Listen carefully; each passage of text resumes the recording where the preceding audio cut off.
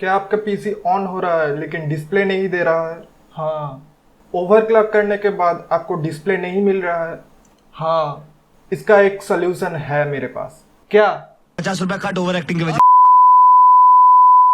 तो हेलो दोस्तों, आप सभी का स्वागत है पीसी दुआ चैनल में। यहाँ पर पीसी पार्ट्स और पीसी कंटेंट के बारे में बात करी जाती है, तो आप लोग तुरंत सब्सक्राइब बटन को क्लिक करके उसके बाजू में जो घंटा है उसको बजाओ और ऑन नोटिफिकेशन कर दो। हाँ, थोड़ा प्यार से, ताकि आने वाले वीडियोस का नोटिफिकेशन आप लोगों को मिलता रहे।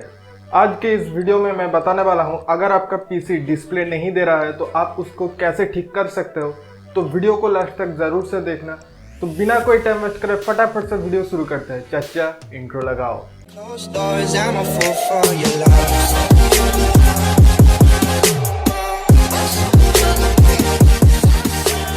बहुत सारे कारणों की वजह से डिस्प्ले नहीं आता है।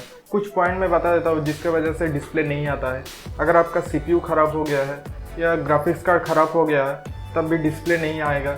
अगर आपका डिस्प्ले केबल या HDMI केबल कटा हुआ है तब आपका डिस्प्ले नहीं आता है। अगर आपका मॉनिटर का पावर केबल कटा हुआ है तब भी डिस्प्ले नहीं आता है। अगर आप ओवरक्लॉक करते हो, ओवरक्लॉक स्टेबल नहीं होता है तो कुछ सिचुएशन में डिस्प्ले नहीं आता है और कुछ कारणों से डिस्प्ले नहीं आता है। अगर आपका सारा का सारा कंपोनेंट ठीक है या ओवरक्लॉक करने की वजह से डिस्प्ले नहीं आ रहा है तब इस मेथड को आप ट्राई कर सकते हो जो मैं बताने वाला हूँ।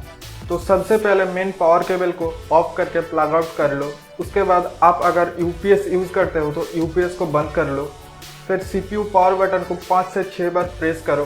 5 से 6 बार क्यों प्रेस करने को बोल रहा हूँ ये मैं बता देता हूँ।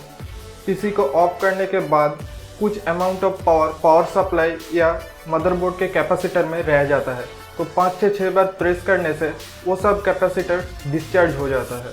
उसके बाद मदरबोर्ड में एक CMOS का बैटरी होगा, उसको आप निकालो। फिर आप सारे के सारे पावर केबल को लगाओ और PC को ऑन करो। ऑन होने में 1 से 2 मिनट या उससे भी ऊपर टाइम लग सकता है। उसके बाद डिस्प्ले में 2 ऑप्शन आएगा, press F1 and press F2। Press F1 में होगा to run setup and press F2 में होगा load default value and continue. आप लोग प्रेस F2 करना। उसके बाद फिर से 1 से 2 मिनट लगेगा विंडोज़ आने में। विंडोज़ आने के बाद PC को शट डाउन करो। फिर से मेन पावर केबल को प्लग आउट करो। जो लोग UPS यूज़ करते हैं UPS को बंद करो और फिर से 5 से 6 बार पावर बटन को प्रेस करो।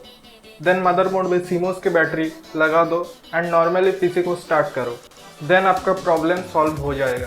अगर आज का वीडियो आप लोगों को अच्छा लगा है तो लाइक, शेयर एंड कमेंट करके बताओ और चैनल को सब्सक्राइब करके ऑल नोटिफिकेशन कर दो। अभी के लिए बाय।